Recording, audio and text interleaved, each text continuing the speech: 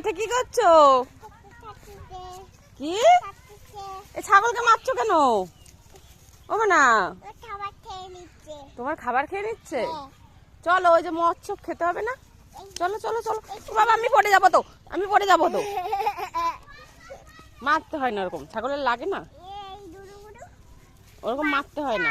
হ্যাঁ, বাচ্চা হবে ওর, তুমি জানো? ওই বাচ্চা হবে, তাহলে মারছো কেন? চলো আসো, এসো এসো, মাছ খেতে বেশো।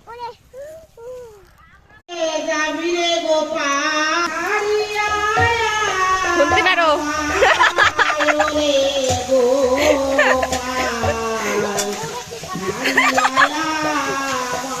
এটা এখন যাবে।